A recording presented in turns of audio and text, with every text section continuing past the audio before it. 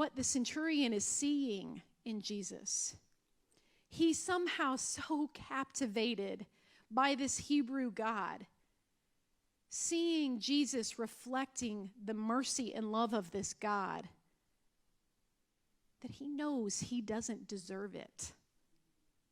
That despite his actions in helping this community and doing justice, he hasn't earned Jesus' response. But he asks anyway. He asks anyway.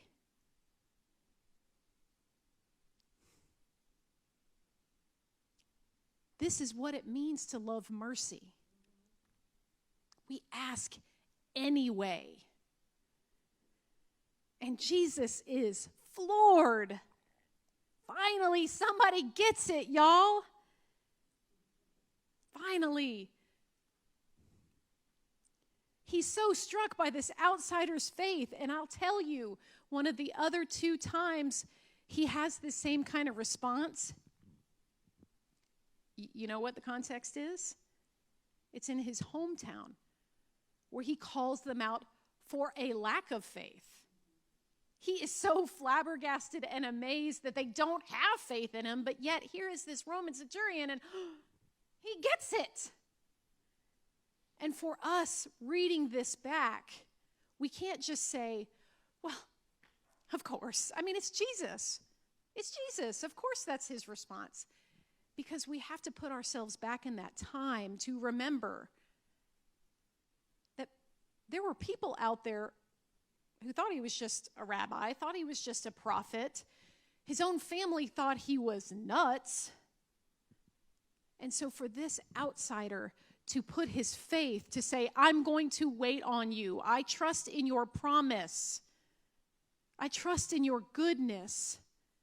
I see who you are, and even though I haven't earned it, I don't deserve it, I'm going to ask. I'm going to ask for you to heal my buddy. I'm going to ask for you to heal my coworker. I'm going to ask for you to heal this person who means so much to me.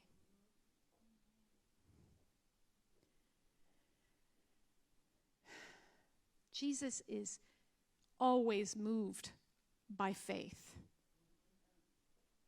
He is always moved by someone who is responding to the mercy and grace of God.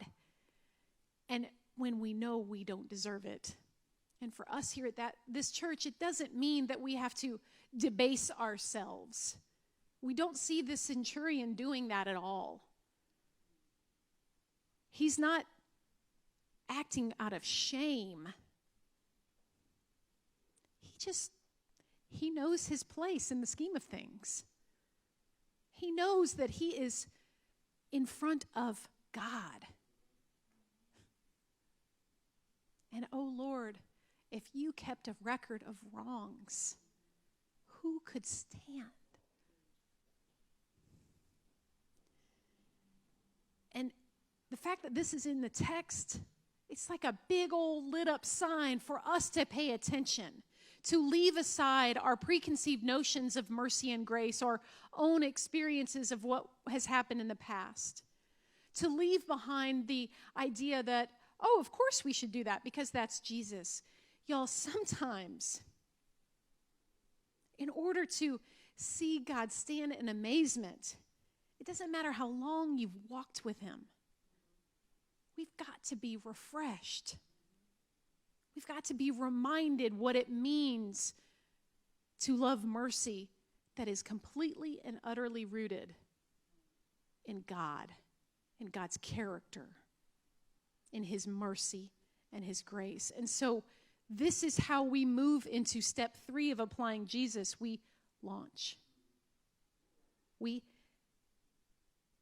move from this. If we have experienced the grace and mercy of God, if we have been refreshed by this God of Hesed,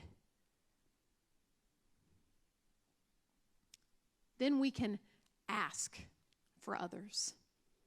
It's not a formula, though.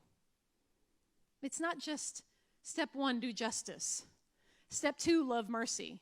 Step 3, walk humbly with your God. It's not a formula. It's because of who God is that we can ask. It's because we know we don't deserve it. We know it's unearned. But yet we still ask. That's what is remarkable about this text. That's why Jesus stood there flabbergasted at witnessing an outsider showing the love of God, showing how to love mercy. So much so that he points it out to his own people who are supposed to know this from birth. It's an outsider who shows him what it means to love mercy. And spoiler alert, we're all outsiders.